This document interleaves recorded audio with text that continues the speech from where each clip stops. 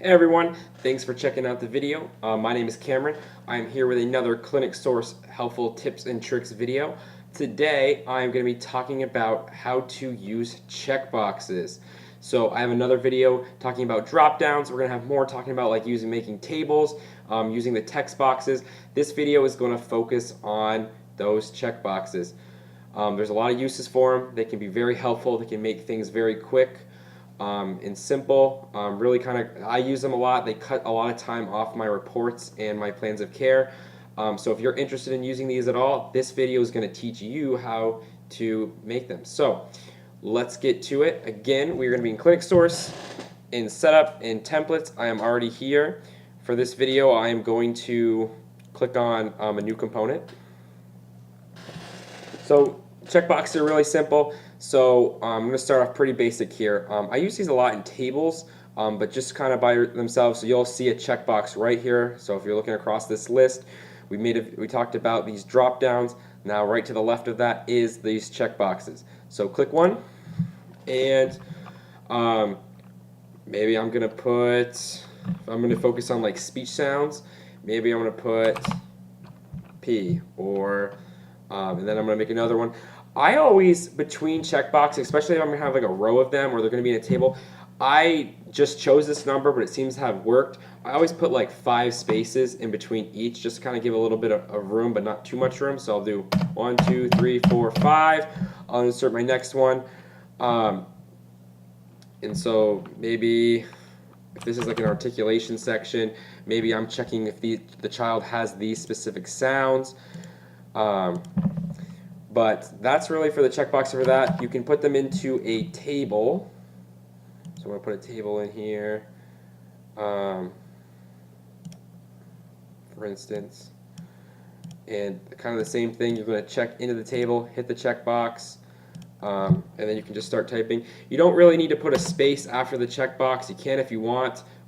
If you notice, they kind of do put a space before. It also kind of makes it look like it ties into the checkbox. And if I was to put these, for instance, I'd do 5 spaces, but if I wasn't to do that, you see how they're kind of close, so which one goes with which. So, but again, put these in tables, put them in your report. They will make things a lot simpler, so that way you don't have to type out for like in a narrative for articulation all the speech sounds that they're producing. You can just go, yep, they have that one, yep, they have that one. I'm actually going to go back now, and I'm going to show you what this could look like after you've kind of done a lot of it. So I'm going to go into my templates. So if you go see, you'll see that, so here's like some of these drop downs. So I always like to have a family history, and so I'll put like, person's relationship, so I don't have to type out father, mother, whoever it is. I can just select it really quick. You'll see from like the last video we talked about the drop downs, you'll see I have a whole bunch here for like this oral motor stuff, like tongue within normal limits, weak. Actually I have to fix that right there. But pore closure, reduced, and as I need to, I'll add more options, and you'll find that as you have like a kiddo who doesn't quite have some of the options that you see, you can just add to it. But for this video, you can notice a couple of these components right here. So like fluency in voice. You know, a lot of the kids I see are really young. Maybe they have one word, maybe they don't have any words, and so I really can't do a good assessment of their fluency or their voice. And so I just put a quick checkbox for this.